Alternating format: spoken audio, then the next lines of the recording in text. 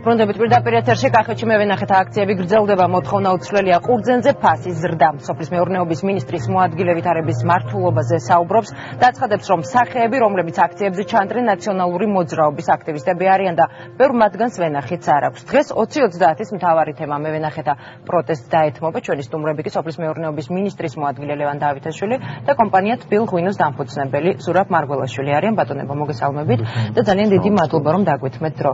ბატონო ლევან, პირველ შეკითხვა თქვენთან მაქვს. თქვენ აცხადებთ, რომ აქციები არის მართული. უფრო კონკრეტულად რომ გითხრათ, რა გაძლევთ ამის თქმის საფუძველზე?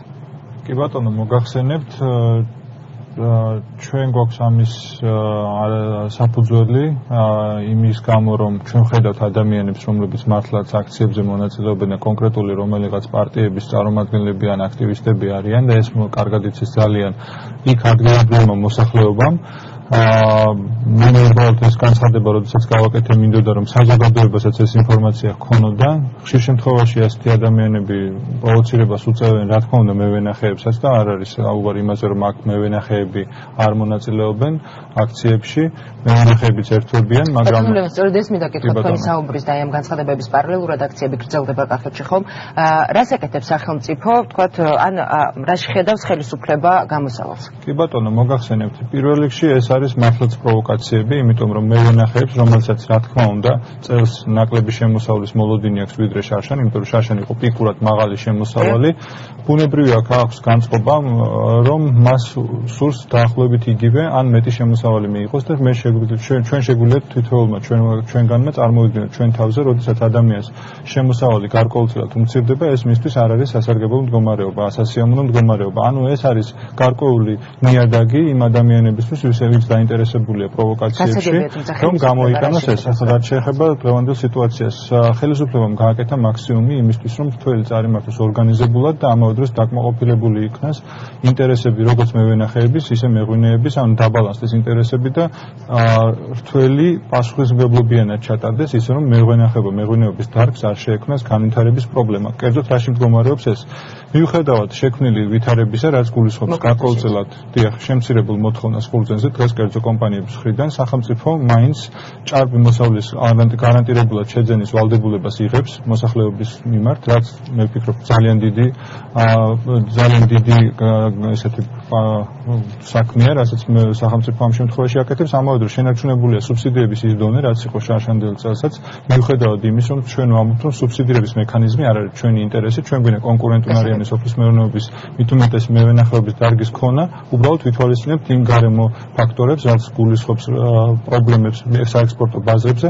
იმის გამო რომ ავიცილოთ დიდი რყევები ჩვენ მევენახეობაში, ჩვენ აქედან გამომდინარე ვცდილობთ, რომ ამ სუბსიდიით შევინარჩუნოთ მოტივაცია ჩვენი მევენახეების. გასაგებია, ბატონო ზურაბ, გლეხები არიან უკმაყოფილოები ყურძნის ფასით, საყუდრებს ასევე გამოთქვამენ ქარხნების და კომპანიების მიმართაც. როგორი განწყობა აქვს თავად მეღვინეებს? ეს ძალიან საინტერესოა, ანუ ამ შემთხვევაში უკვე თქვენი შეფასებით, რამდენად საფუძვლიანია მევენახეთა პროტესტი? დამშვიდობის ნახევრად ხუმრობით, მაშინ შარშან ღვინის კომპანიები ვიყავით სამოყოფილონი, მაგრამ ჩვენ მაინც არ გვეკითხებოდნენ თუ რამდენად რთულია ეს ჩვენთვის. ჩვენ რაც არ უნდა ვილაპარაკოთ, გასაგებია რომ გლეხს უნდა რომ მიიღოს ეს ბუნებრივი მოთხოვნილება, რაც შეიძლება მეტი შემოსავალი და გასაგებია რომ ღვინის კომპანიასაც ურჩევნია რომ შედარებით ნაკლებ ფასად იყიდოს და ძვირად გაყიდოს, მაგრამ აქ არის სიტუაცია შემდეგი, რომ შარშან ყურძნის ფასის გამოიწვია გასაყიდი ღვინის გასაყიდი ფასის გაზრდა, რამაც მნიშვნელოვნად შეამცირა გაყიდვები.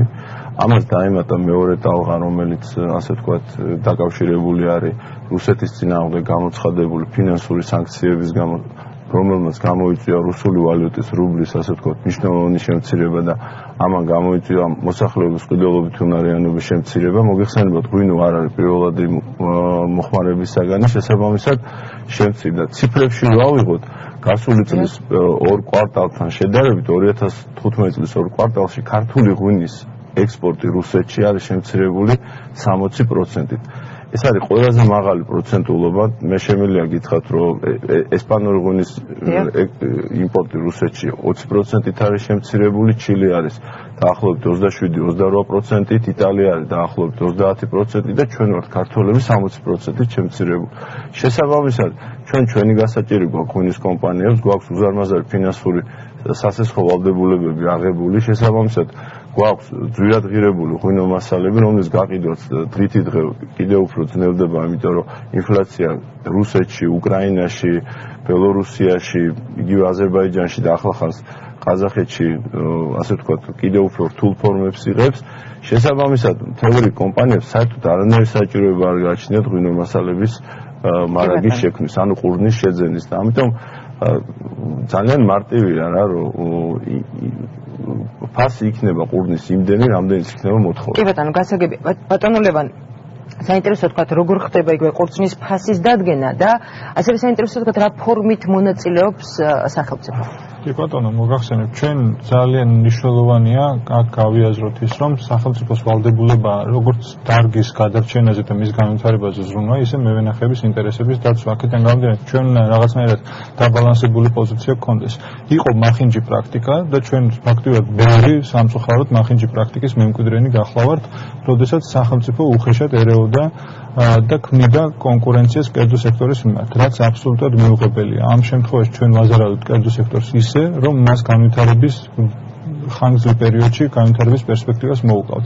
აქედან ჩვენ არ შეიძლება რომ კონკურენტად მოვილინოთ კერძო კომპანიებს. ფასი, როგორც ბატონმა ზურაბმა აღნიშნა, განისაზღვრება მოთხოვნით და მიწოდებით. უბრალოდ სახელმწიფო გარდა დაფიქსირებული ფასისა სთავაზობს მევენახეებს კომპენსაციის სახით იმ სუბსიდიის თანხას, რომელიც გამოყოფილია და თქვით, რომ ჩვენ შევინარჩუნეთ იგივე დონე, რაც მინიმუმ შარშან იყო თველის განმავლობაში. ეს ძალიან მნიშვნელოვანია გავითვალისწინოთ იმ ფონზე, რომ მთელი რიგი პრობლემები არსებობს ქვეყანაში და არსებობს ბევრი პრიორიტეტი.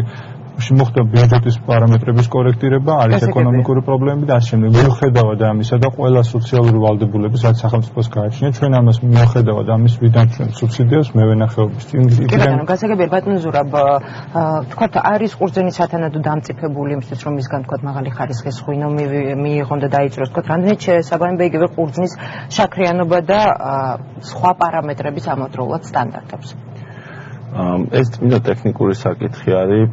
კახეთი, ასე ვთქვათ, არც ისე პატარა რეგიონია, იმიტომ რომ ამას იმიტომ ვამბობ, რომ სიმწიფეში ყურძენი ერთდროულად კახეთში ყველა რაიონში არ შედის. ამას რა თქმა უნდა ყველა კომპანია თავად წყვიტავს თუ რა შაქრიანობიდან დაიწყო შეძენა. ზოგადად სოფლიო პრაქტიკა არის, რომ თეთრი ყურძნის შეძენა სასურველია რომ დაიწყოს, როდესაც შაქრიანობა 21-22-ს მიაღწევს, წითლის კიდევ როდესაც მიაღწევს 22-23-ს. თუმცა ეს ყველა კომპანიის გადასაწყვეტია.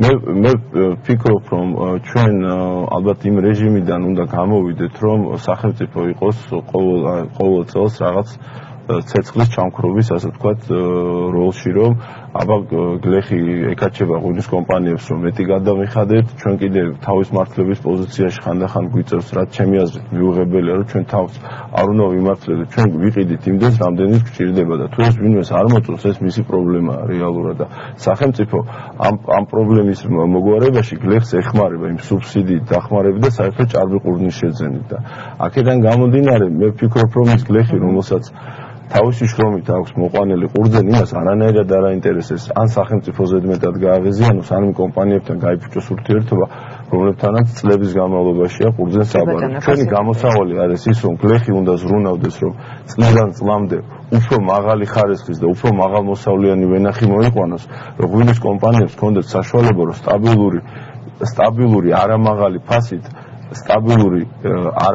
ფასით მერე გაყიდონ ღვინოს. სხვა შემთხვევაში ჩვენ მივიღებთ იმას, რაც მივიღეთ, რომ ვარდნა ქართული ღვინის არის ყველაზე დიდი 60%-იანი, ამასთან მიახლოებული პროცენტი მხოლოდ აქვს ფრანგულ მეღვინეობას, რომლის ფასებიც ბევრად მაღალია ვიდრე ქართული. კი ბატონო ლევან, საქართველოში იგივე კვების ძალიან ბევრ ობიექტში იყიდება ღვინო, როგორც ისინი თავად მას უწოდებენ ალკოჰოლური სასმელი, თუმცა სპეციალისტები აცხადებენ, რომ როგორც წესი საქმე გვაქვს ამ შემთხვევაში ფალსიფიკაციასთან.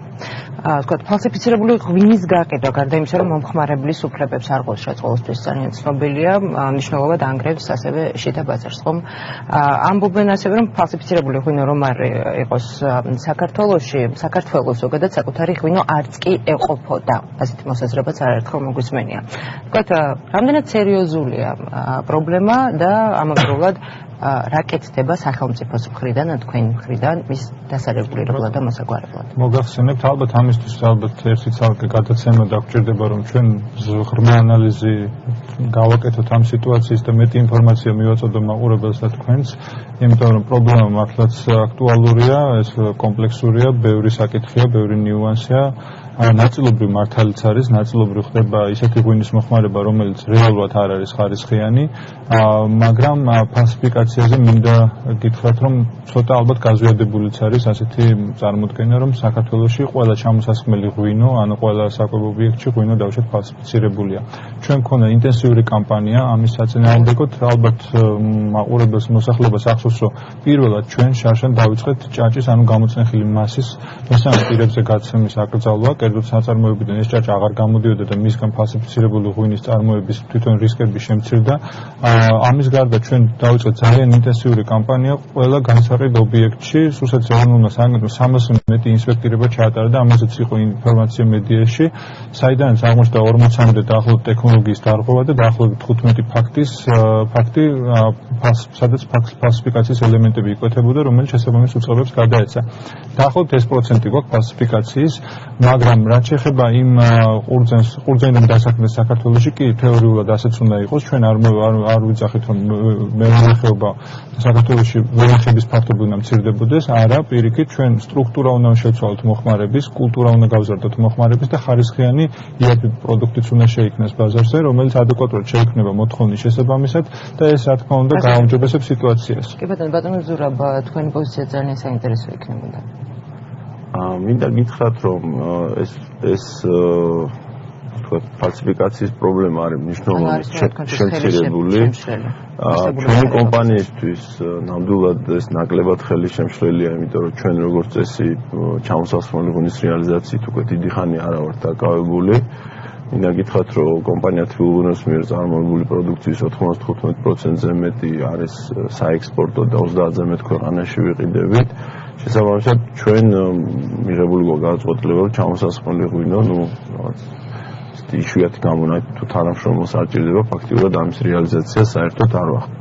რაც შეეხება ფალსიფიკაციას, ამის მოგვარება არის შემდეგნაირად, რომ ყველა მომხმარებელი, რომელიც შეიძინეს ღვინოს და მას უბრალოდ ის გემური თვისებებით არ მოეწონება, ის უნდა მიხვდეს, რომ მეორედ მსგავსი არ უნდა იყიდოს და აქაც უკვე კომპანიის რეპუტაცია, იმიტომ რომ კომპანია თუ კი უთხრდება საკუთარ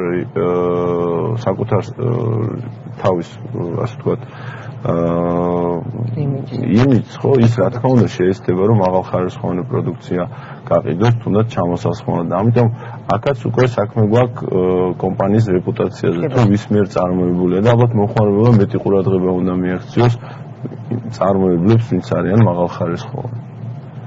ძალიან დიდი მადლობა ბატონებო იმისთვის რომ დაგვეთმეთ დრო ამ თემაზე საუბარს ჩვენ რა თქმა უნდა სამომავლოდ კვლავ განვაგრძობთ და უცბად შევხვდებით ამავე სტუდიაში. გმადლობთ. ასეთი იყო 20-30-ის მთავარი თემა. სტუდიაში სტუმრად იმყოფებოდნენ სოფლის მეურნეობის მინისტრის მოადგილე ლევან დავითაშვილი და კომპანია თბილღუნოს დამფუძნებელი ზურაბ მარგველაშვილი. რეკლამის შემდეგ განათლების მინისტრი 20-30-ის პირისპირ. დაგველოდეთ.